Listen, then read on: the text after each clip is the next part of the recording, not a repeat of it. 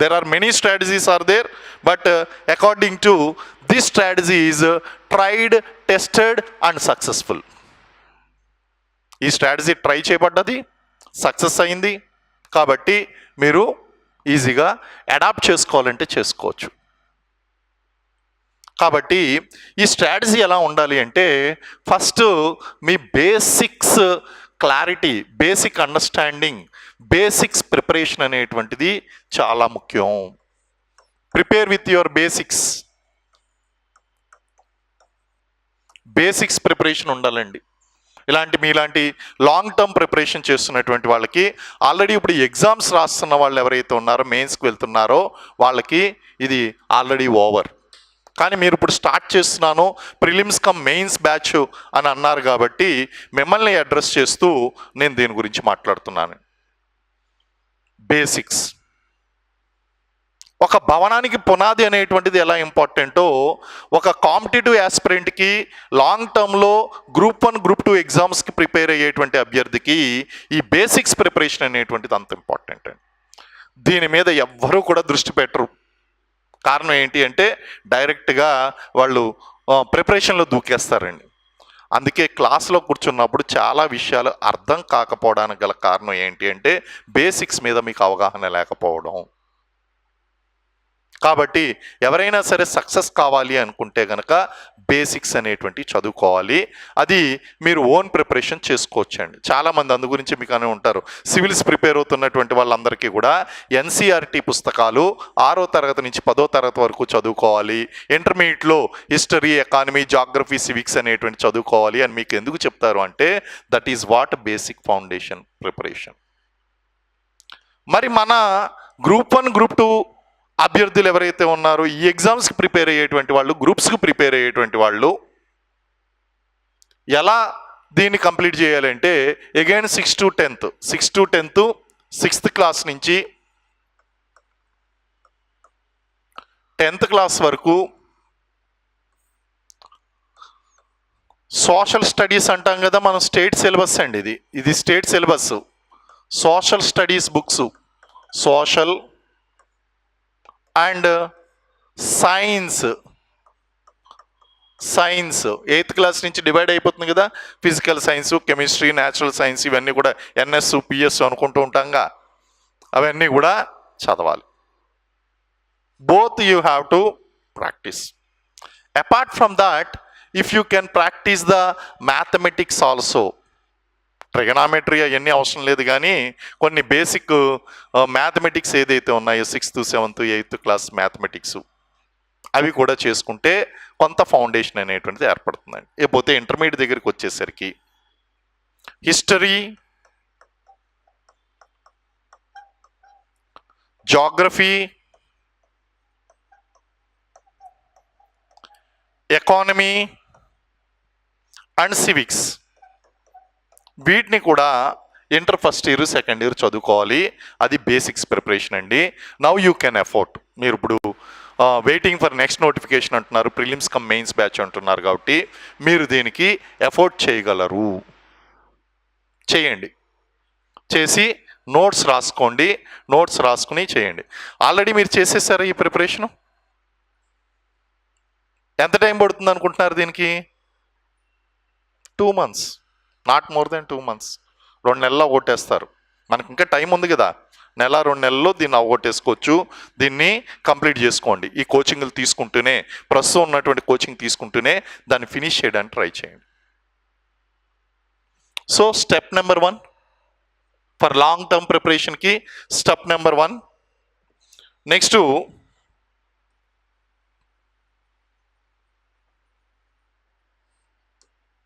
Step number 2. Step number 2 ఏంటి అంటే, మీకు ఉన్నటువంటి సిలబస్ అనేటువంటిది ఏదైతే ఉందో, మీరు ఏ ఎగ్జామ్కి అయితే ప్రిపేర్ అవుతున్నారో ఆ సిలబస్ని ఎనాలిసిస్ చేసుకోవడం. Syllabus analysis.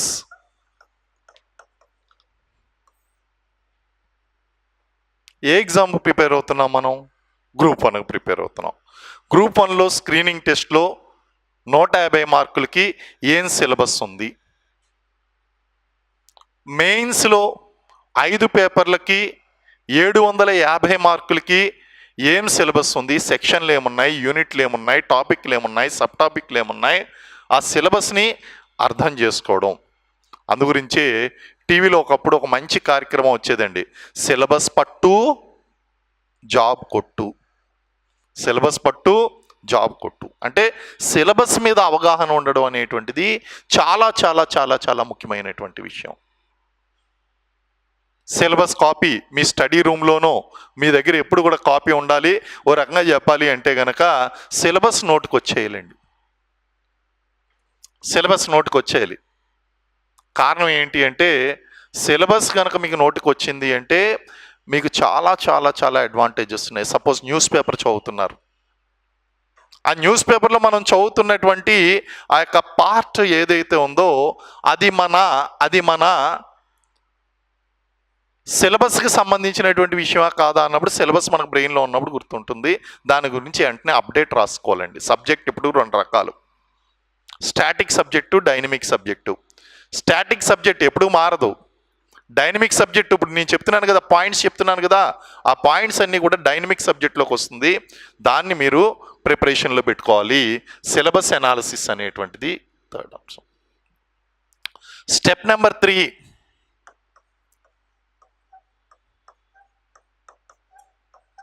Coaching material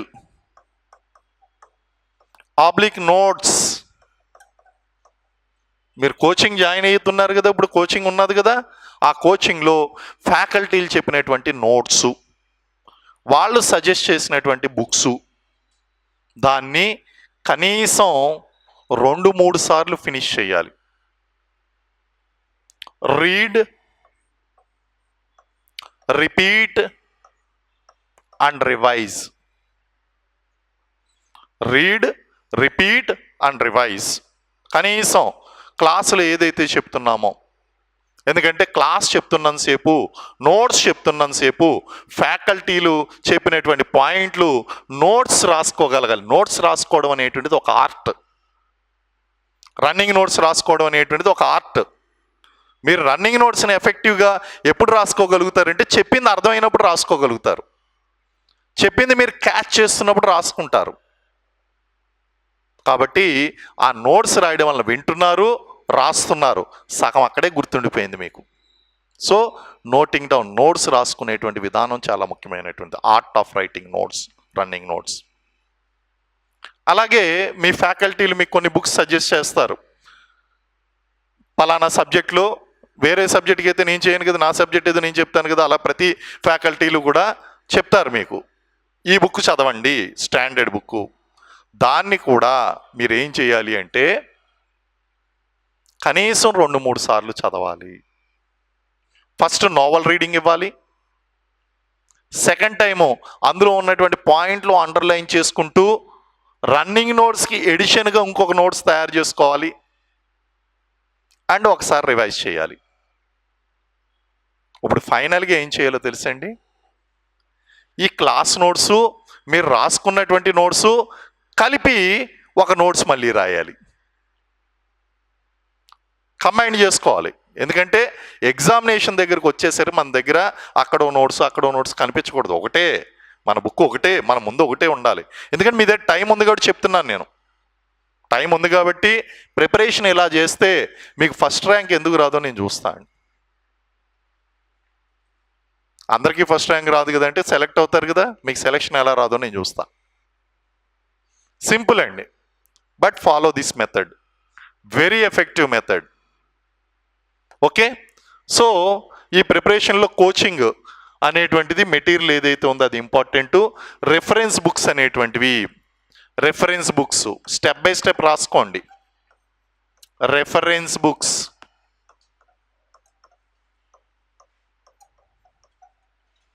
faculties మీకు సజెస్ట్ చేస్తారు. అయితే ఇక్కడ మాత్రం నా యొక్క చిన్న రిక్వెస్ట్ ఏంటి అంటే అందరికీ కూడా కాంపిటేటివ్ ఎగ్జామ్స్ ప్రిపేర్ అవుతున్నటువంటి ఏ అభ్యర్థి అయినా సరే ఒక మానసిక స్థైర్యం కోసం ఆయుధాలు రెడీ చేసుకుంటాడు. అంటే ఒక్కొక్క సబ్జెక్టుకి 4 పుస్తకాలు 5 పుస్తకాలు డిస్ప్లే చేస్తాడు. వాటిని చూస్తే ఒక ధైర్యం, అమ్మ ఈ పుస్తకం నా దగ్గర ఉంది, అడుగుతాడు కదా, ఎందుకంటే దోస్త్ అడుగుతాడు. ఏమని అడుగుతాడు? పలానా బుక్ నీ దగ్గర ఉందా అంటే లేదంటే నామోషి. అధైర్యం. వెంటనే హిస్టరీ 5-6 బుక్కులు, ఎకానమీ 5-6 బుక్కులు, సోషాలజీ ఒక 4-5 బుక్కులు, నెక్స్ట్ జాగ్రఫీ ఒక 5-6 బుక్కులు. ఇది ఇల్లా లైబ్రరీయా?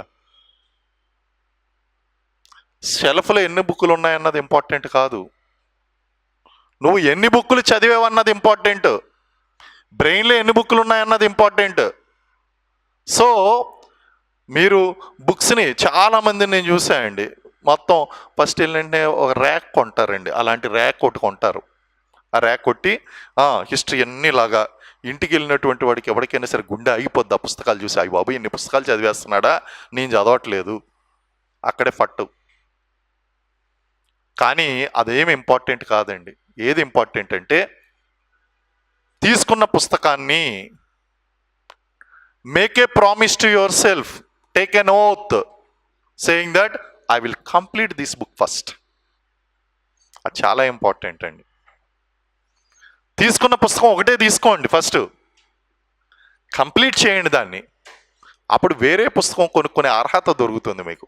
అలా కాకుండా ఒక యూనిట్ ఒక టాపిక్ పలానా బుక్లో బాగుందన్నారు, కొనుక్కోవచ్చు, తప్పలేదు, కానీ దాన్ని ఫినిష్ చేయండి. The purpose of buying that book should be fulfilled, it must be fulfilled. Purpose of that buying book must be fulfilled. ఎందుకంటే ఇప్పుడు ఈ సలహాలు సూచనలు ఏదైతే ఉన్నాయో ఇది దాదాపు 20 సంవత్సరాల అనుభవ సారం. మీకు స్వయంగా అనుభవం కావాలి అంటే ఒక 5 సంవత్సరాలు 10 సంవత్సరాలు పడుద్ది. అది మంచిదా, ఈరోజు నేర్చుకోవడం మంచిదా? ఎందుకంటే learn from others mistakes, don't try to learn from your mistake because your time will be wasted. అర్థమైందండి? కాబట్టి చాలా సిస్టమేటిక్గా చెప్తున్నానండి. Basics, understanding the syllabus and analysis. Third is coaching classes. ఇప్పుడు మీరు ఏదైతే ఉన్నారో ఈ coaching classes notes and reference books notes, preparation of notes key success అండి. మీకు చెప్తున్నాను, నోట్స్ అనేటువంటిది personal notes out of this thing. Next ఎక్కడికి రావాలండి మనం? నెక్స్ట్ ఎక్కడికి రావాలి? ఇది రాసుకున్నారనుకుంటున్నాను. ఇది where you should next step is your personal notes. మీకు చిన్న ఎగ్జాంపుల్ చెప్తానండి. జస్ట్ 6వ తరగతి చదువుకు 5వ తరగతి పాస్ అయ్యి 6వ తరగతికి వస్తున్నటువంటి ఒక చిన్న పాప, ఫ్రెండ్ వాళ్ళ డాటర్ అనమాట అండి. She very good at mathematics. మనం క్లాసులో అకాడమిక్గా చదువుకున్న మ్యాథమెటిక్స్ కన్నా ఆ పాప ఆర్ఎస్ అగర్వాల్ బుక్స్ ఇవన్నీ కూడా ఆల్రెడీ ప్రాక్టీస్ చేసేసింది. తను కొన్ని పర్సనల్ ఫార్ములాస్, మ్యాథమెటిక్ ఫార్ములాస్ తయారు చేసుకుని రాసుకుంది నోట్స్ కింద. 6వ తరగతి రాబోతున్న పాప గురించి చెప్తున్నానండి నేను. అండ్ ఎవరో ఫ్రెండ్స్ ఇంటికి వెళ్ళింది, రిలేటివ్స్ ఇంటికి, వేసవి సెలవులకి. బుక్ ఇంట్లో మర్చిపోయిందండి. ఆ ఫార్ములా రాసుకున్నటువంటి బుక్ ఇంట్లో మర్చిపోయి అర్ధరాత్రి సరిగ్గా 12ంటికి లేచి, అయ్యి బాబోయ్ నా బుక్ పోయింది, నా జీవితం సర్వనాశనం అయిపోయింది అంటే what is her age and what is her thinking మీరు చూడండి. అంటే అంత ఇష్టంగా తయారు ఆ లెవెల్ పాపకే అంత అండర్స్టాండింగ్ ఉన్నప్పుడు గ్రూప్ 1 ప్రిపరేషన్ చేస్తున్నటువంటి మనకి, సివిల్స్ ప్రిపేర్ అవుతున్నటువంటి మనకి a level of understanding, a level of attachment to the notes ఉండాలో మీరు అర్థం చేసుకోండి. మీ నోట్స్ జాగ్రత్తగా తయారు చేసుకున్నారు అంటే మీరు సక్సెస్ అయిపోయినట్టే. నోట్స్ తయారు చేసేటువంటి విధానం చాలా ఇంపార్టెంట్. నోట్స్ తయారు చేసేటువంటి విధానం ఒకటి. ఇప్పుడు నేను క్లాసులో చెప్తున్నప్పుడు ఇంపార్టెంట్ పాయింట్స్ రాసుకుంటున్నారు, రన్నింగ్ నోట్స్ అండి. అది బుక్ చదువుకుంటున్నారు, ఫస్ట్ నావల్ రీడింగ్ ఇచ్చారు, తర్వాత అండర్లైన్ పాయింట్స్ రాసుకుంటున్నారు, ఆ పాయింట్స్ మీరు నోట్స్లో రాసుకుంటున్నారు. ఈ రెండింటిని కంబైన్ చేసి ఒక ఫైనల్ నోట్స్. రివిజన్ అయిపోయింది అక్కడ, మీకు అక్కడే రివిజన్ అయిపోయింది. This requires time, it demands time. Sir ఇది ఎక్కువ టైం పడుతుంది సార్, టైం టేకింగ్ సార్, మాకు వద్దు సార్ అంటే ఒలింపిక్స్లో మీకు పోరాడుతున్నటువంటి ఆ యొక్క అథ్లెట్ ఎవరైతే ఉన్నాడో ఆ అథ్లెట్ ఇన్ని సెకండ్లో పరిగెట్టి వరల్డ్ రికార్డు సాధించాడు అంటే అతడు పరిగెట్టినటువంటి ఆ 10 సెకండ్లే మీకు కనిపిస్తాయి. దాని వెనకాల ఉన్నటువంటి గంటల కొద్దీ చేసినటువంటి శ్రమ ఎవరికీ కనిపించదండి. నువ్వు ఒక 10 సెకండ్ల పెర్ఫార్మెన్స్కి నీ జీవితకాలాన్ని వెచ్చించవలసి ఉంటుంది. కొన్ని వేల గంటలు, కొన్ని వందల గంటల యొక్క శ్రమ అనేటువంటిది అవసరం అవుతుంది. అలాగే మీకు ఒక అద్భుతమైనటువంటి నోట్స్ తీసుకురావడానికి కొన్ని 10 గంటలు, 100 గంటలు అనేటువంటి అవసరం అవుతాయి. ఈ ఇంపార్టెన్స్ నువ్వు రియలైజ్ కావాలి. అది వేస్ట్ కాదు, investment of time. Investment of time is most important. Next, newspaper reading. ఇంకా కాంపిటేటివ్ ఎగ్జామ్కి ప్రిపేర్ అయ్యేటువంటి వ్యక్తి దీంతోనే మీరు జీవించాలి. న్యూస్ పేపర్తోనే ఏది మాట్లాడినా న్యూస్ పేపరే. Newspaper reference, newspaper language, news notes most important. ఈ రోజు నుంచి కూడా ఎగ్జామ్స్ దగ్గరికి వచ్చిన తర్వాత కరెంట్ అఫైర్స్ చదువుతాను కాదు, it's a regular preparation. Current affairs అనేటువంటిది కేవలం కరెంట్ అఫైర్స్ కాదు, it is current polity, current economy, current sociology, current everything అండి. Subject updates, your news paper standard news paper చదవాలి. ఈ స్టాండర్డ్ న్యూస్ పేపర్తో మీరు నోట్స్ రాసుకోగలగాలి. ఇందాకన్నా చూడండి, సిలబస్ నోటికి రావాలని. న్యూస్ పేపర్ చదివినప్పుడు ఏది ఇంపార్టెంటు, ఏది అన్ఇంపార్టెంటు అనేటువంటి విషయం ఎలా తెలుస్తుంది అంటే, సిలబస్ మీ నోటికి వచ్చినప్పుడు అప్పుడు ఇది పాలిటిక్స్ సంబంధించింది, ఇది ఎకానమీకి సంబంధించినటువంటి అప్డేటు, ఇలాంటి ప్రశ్నలు మనకి అర్థమవుతాయి. న్యూస్ పేపర్లో అప్డేట్స్ అన్నీ కూడా అర్థమవుతాయి. సో న్యూస్ పేపర్కి డైలీ ఎలా లేదన్నా సరే 1 నుంచి 1.5, 2 గంటల సమయం వెచ్చించవలసిందే. రాను రాను సమయం తగ్గుతుంది. ఇనీషియల్గా 2 గంటలు ఫస్ట్ ఏమనుకుంటారు, నేను మొదట అరగంట చదువుతాను, తర్వాత ఒక 2 గంటలు. కాదు, మొదటే 2 గంటలు చదవాలి. అది తర్వాత మీ ఎఫిషియన్సీ పెరిగి టైం డిక్రీజ్ అవుతుందండి. You must invest that time. News paper analysis is very important.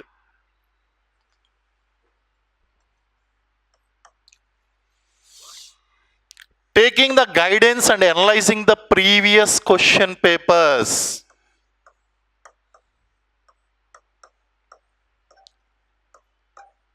Previous question papers are very important. దీనివల్ల ఏంటంటే ప్రశ్నల సరళి అర్థమవుతుంది. మీరు 1985లో క్వశ్చన్ పేపర్ తీసుకుని చూసారంటే ఉపయోగం లేదు. 2022, 23 క్వశ్చన్ పేపర్స్ చూడాలి, 2024 క్వశ్చన్ పేపర్ చూడాలి. ఆ క్వశ్చన్ పేపర్ చూసినప్పుడు ఏం జరుగుతుంది అంటే, ఓహో, క్వశ్చన్ అడిగేటువంటి డెప్త్, స్టైలు మారిందనమాట. క్వశ్చన్ ఈ విధంగా అడుగుతున్నాడు అనమాట. ప్రజెంట్ సిచ్యువేషన్ ఎలా ఉంది అంటే, ప్రశ్న చదివేసరికి మీ సమయం అంతా అయిపోతుందండి. You should have good assimilation power, precising power, fast reading and speedy understanding అనేటువంటి చాలా important to read the question paper. గతంలో 4 ఆప్షన్లు ఇచ్చినప్పుడు చూచాయిగా తెలిస్తే చాలు ఆన్సర్ పెట్టేయగలుగుతున్నాం. కానీ ప్రజెంట్ ట్రెండ్ ఎలా ఉంది అంటే, వాడు ఇచ్చేటువంటి ఎంత పారాగ్రాఫ్ స్టేట్మెంట్ల టైప్లో 4 స్టేట్మెంట్లు ఇచ్చి ఆ తర్వాత దాని నుంచి అనాలిటికల్గా క్వశ్చన్స్ అడిగి ఇవన్నీ చూస్తే కనుక అక్కడ మీకు 4-5 విషయాల మీద అవగాహన ఉంటే తప్ప ఆ యొక్క ఆన్సర్ అనేటువంటిది చేయలేకపోతున్నారు. ఇంతమంది కేవలం ఒక పాయింట్ తెలిస్తే చాలు ఆన్సర్ పెట్టేయగలిగేవారు గెస్ చేసి. ఇప్పుడు ఏంటి అంటే, ఒకే అంశం మీద 4-5 పాయింట్లు తెలుసుకోవాలండి. దీన్ని ఏమంటారు, మారుతున్నటువంటి ప్రశ్నల సరళి. అంటే the trend, changing trend in asking the way of way of questioning మారింది. దాన్ని అర్థం చేసుకోవడం ఎలా తెలుస్తుందంటే, ప్రీవియస్ క్వశ్చన్ పేపర్స్ ద్వారా తెలుస్తుంది. And finally, appearing for model examinations, mock tests.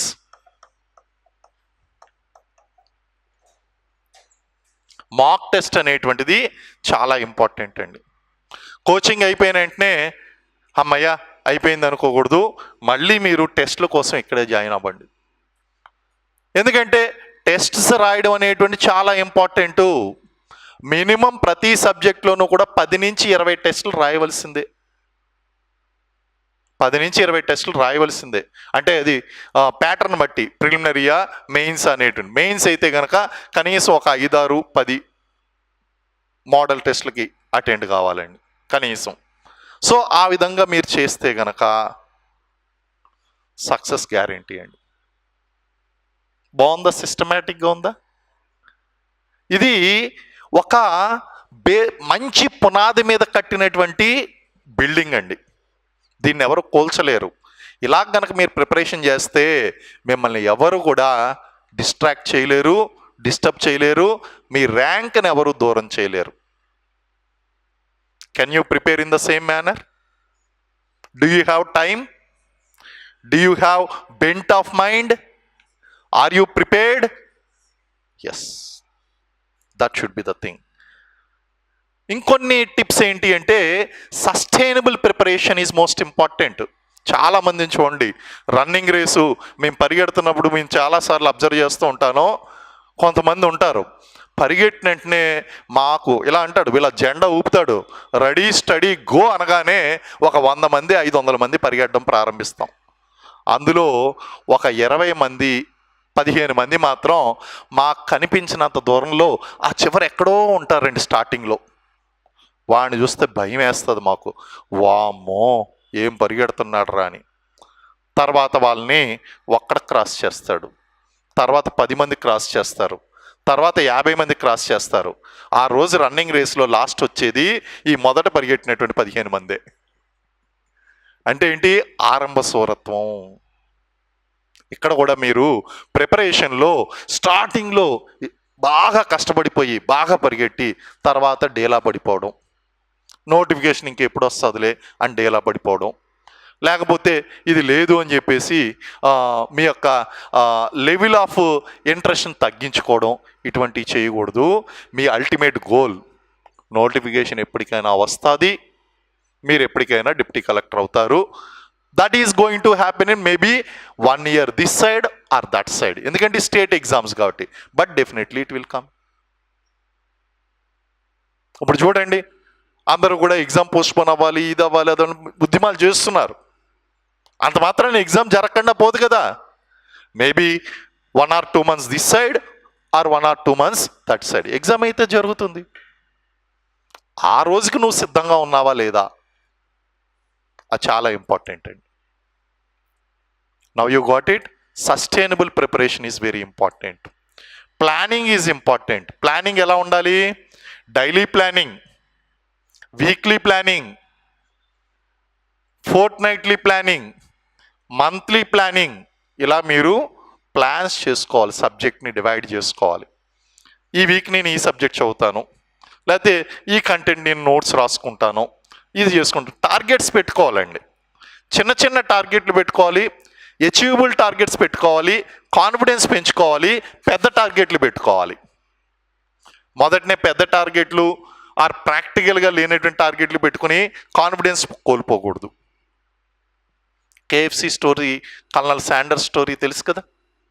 ఎన్నిసార్లు Thomas Alva Edison, how many times he failed we know. So failure is very common అండి. డేలా పడిపోకూడదు. ప్రయత్నించడంలోనే సక్సెస్ ఉంది, ప్రయత్నించడంలోనే సక్సెస్ ఉందండి. ప్రయత్నించకపోతే క్లోజ్ అయిపోయింది. You have accepted your defeat. So this must be the strategy and attitude of a competitive aspirant.